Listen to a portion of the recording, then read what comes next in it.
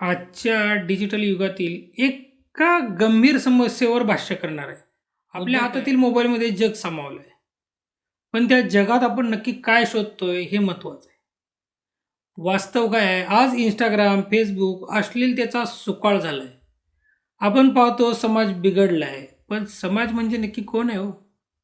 आपण जे पाहतो तेच पडद्यावर येतं. तुम्ही काय बघताय?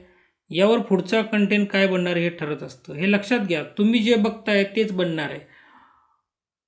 त्यांना हौस नाही आलेली बनवायची.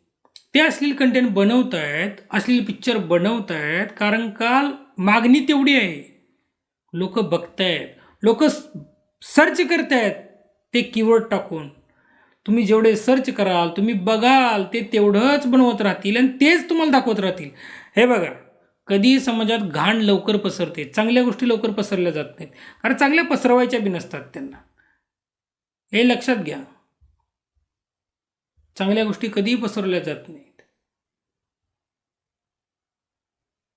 त्यामुळे चांगला कंटेंट पसरवण्याची जिम्मेदारी तुमची आहे. तुम्ही ठरवायचं आहे काय बघितलं पाहिजे आणि काय पसरवलं पाहिजे हे लक्षात घ्या. आता अल्गोरिदमचा खेळ आणि आपली शक्ती. हे बघा, अल्गोरिदम म्हणजे काय हो? सोप्या भाषेत सांगायचं तर तुम्ही ज्या गोष्टीवर जास्त वेळ थांबता, फेसबुक आणि इंस्टाग्राम तुम्हाला त्याच गोष्टी पुन्हा पुन्हा दाखवतं. आता यात आपली चुकी काय?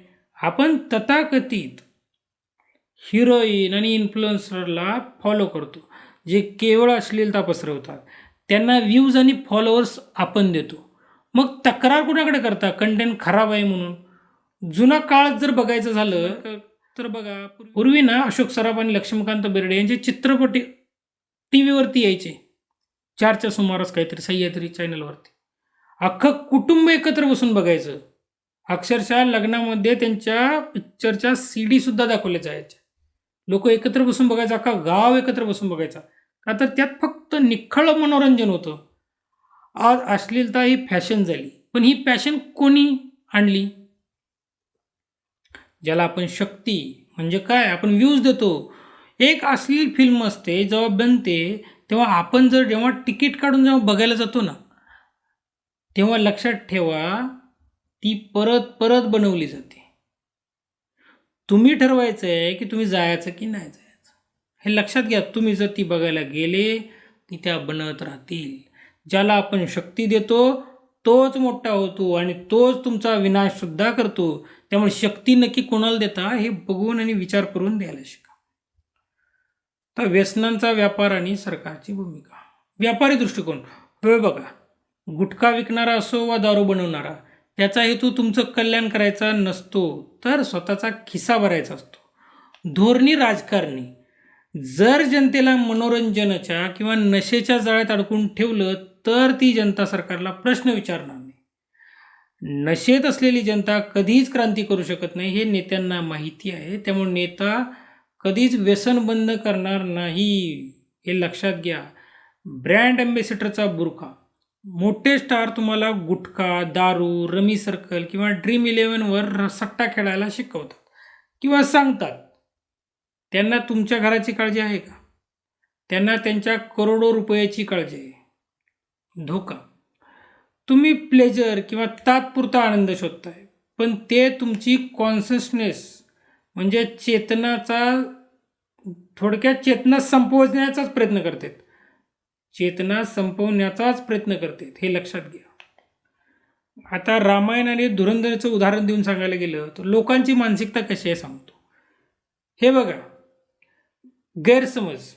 लोकांना फक्त घाणच बघायला आवडते हा एक मोठा गैरसमज आपल्या लोकांच्या मनामध्ये ना मुद्दामून टाकला गेलेला आहे. याला पुरावा काय माहिती आहे का? लॉकडाऊन मागं झालं आणि जेव्हा लॉकडाऊन झालं ना तेव्हा रामायण पुन्हा टी व्हीवरती सुरू केलं. तेव्हा जगातील सर्व रेकॉर्ड तुटले. याचा अर्थ काय? लोकांना चांगलं बघायला आवडतं हे लक्षात घ्या. समस्या चांगलं कंटेंट सहजासहजी उपलब्ध करून दिलं जात नाही हे लक्षात घ्या. चांगलं कंटेंट तुम्हाला उपलब्ध करून दिलंच जाणार नाही. घाण लवकर व्हायरल होते हे लक्षात घ्या. पण चांगल्या गोष्टी रुचायला थोडा वेळ लागतो.